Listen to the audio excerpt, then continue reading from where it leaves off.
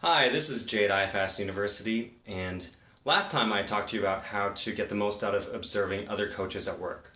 So, if you have a great coach that you can observe, then you follow them around, you ask them questions, you see what they do, you learn from them, right? So, what happens if you don't have any great coaches around you?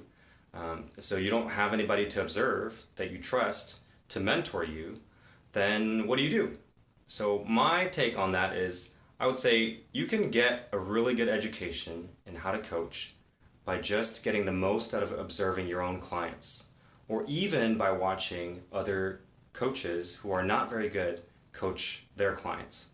And it's the same thing that I talked about in the last episode, which is, you gotta make predictions about what's happening. So if you hear a coach giving a cue, then you should be instantly making a prediction about whether that cue is going to work or not. And you should be making a judgment on, was that the right cue to give at the right time? Was it maybe too complex? Was it something that the client was not familiar with? Was it something that, for whatever reason, you feel like this client is not going to process very well or is going to process very well? So there's so many things that go on in the client-coach interaction that you can watch, whether it's a great coach or a bad coach. And sometimes you can learn a lot by watching really bad coaches or, coaches that aren't so great. So not to pick on our interns, but, I'm really lucky to work with interns every semester. And I watch them coach, and some of them are not super experienced, and so they use these cues. And over the last 5 or 6 years, I've gotten better and better at playing this game with myself. I'm predicting what the effect of that cue will be, or how this client is going to react to this thing that this coach just said. And it doesn't have to be just physical stuff, it could be an emotional reaction. How are they going to deal with getting 2 or 3 cues in one set? Maybe they'll be overwhelmed if they get 3 or 4 cues, whereas a different client would be totally fine with it. Just everything that can be predicted.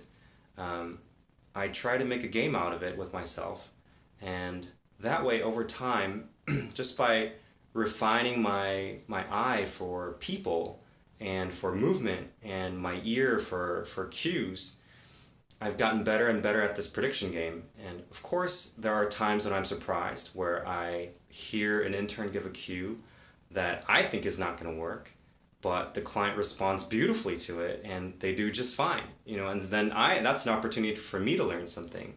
Or let's say I have a client come in with, horrible dorsiflexion, and so my prediction is, man, this person's not going to be able to squat very well, but somehow they manage to squat, and that's a moment for me to learn too, because I have to ask myself, what's going on? Like, how can they manage to squat if their dorsiflexion looks so bad? So where else are they getting the motion? And so then I have to think about it. So whether your prediction is right or wrong, that's a learning moment for you.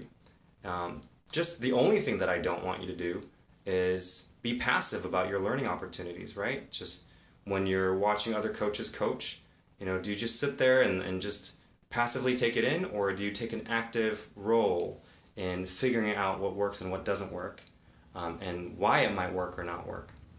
So that's my two-parter on how to get the most out of observing other coaches or observing your clients by making it an active prediction game for yourself. So try that out and let me know how it works. Thanks a lot, guys.